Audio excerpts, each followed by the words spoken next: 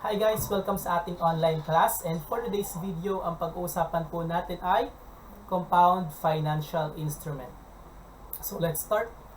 What is financial instrument? Under PIS 32 paragraph 11 defines financial instrument as any contract that gives rise to both a financial asset of one entity and a financial liability or equity instrument of another entity.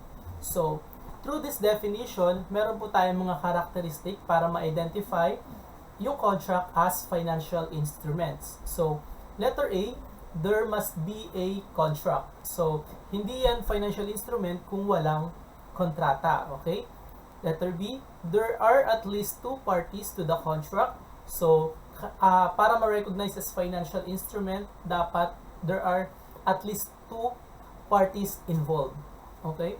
Letter C, the contract shall give rise to a financial asset of one party and financial liability or equity instrument of another party. So dapat may isang entity na mag-issue ng share capital dun sa isang party para mag-give rise sa isang financial asset and equity instrument. O hindi naman kaya merong mag-issue ng liability, issue ng bonds doon sa another entity para mag-give rise sa financial asset dito sa isang entity and financial liability dito sa isang entity.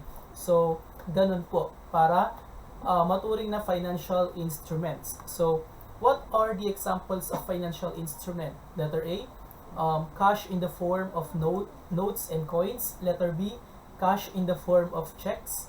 Letter C, cash in banks. Letter D, trade accounts. Letter E, notes and loans.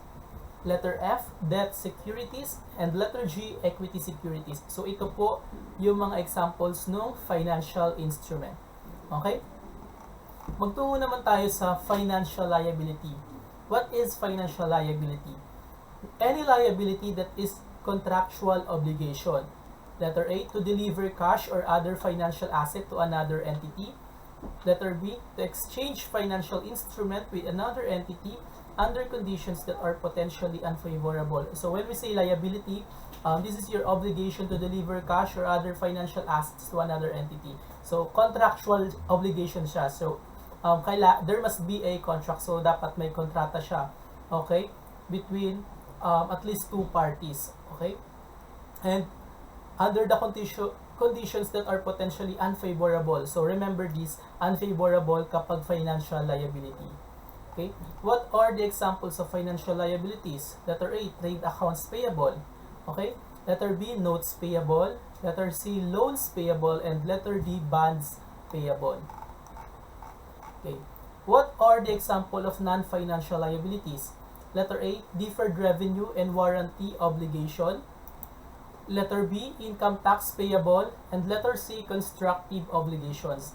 Bakit sila non-financial liabilities? Kasi hindi nila na-met yung characteristic ng financial instrument. At the same time, hindi nila na-met yung definition ng financial liabilities. Why? Itong deferred revenue and warranty obligation, yung obligation niya not to deliver cash, okay, or other financial instrument. Right? So, more on delivering of goods or services kapag letter A. Sa letter B naman,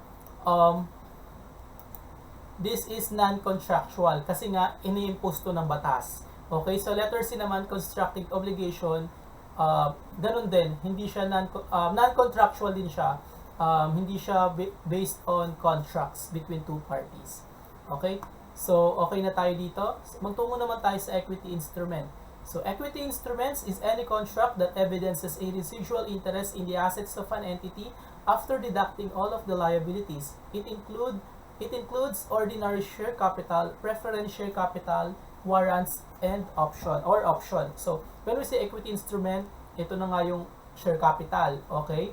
So, any contract that evidences a residual interest. So, bakit sinabi na residual interest? Kasi nga, kung tatandaan niyo yung accounting equation natin, asset is equals to liabilities plus owner's equity. So, para makuha mo yung equity, kailangan mo kunin yung difference ng asset and liabilities. Any excess ay mapupunta doon or any residual ay mapupunta sa equity. Kaya ganito siya dinefine. Okay, yung equity instrument. So, okay na tayo sa financial instrument, financial liability, and equity instrument. Magtungo naman tayo sa compound financial instrument, which is the focus of our lesson. So, PAS 32, paragraph 28, a financial instrument that contains both a liability and equity element from the perspective of the issuer. So, when we say PSA 32 na compound financial instrument, on the part of the issuer, nag-issue siya ng financial liability at the same time, meron pang equity element. So, ganun yung compound financial instrument. Yung in-issue mo, it has both equity element and liability element. So, what are the common examples of compound financial instrument? So, letter A, bonds payable issued with share warrants. Okay, so meron siyang liability component and equity component. So, letter B, convertible bonds payable. Ganun din. Meron siyang liability component and equity component. Okay, so for our next video, para mas lalo nyong maunawaan yung compound financial instrument, magbibigay po ako ng example based doon sa problem na pinapasagutan ko sa inyo and binigay ko sa inyong nandito sa handouts nyo. So, bye-bye.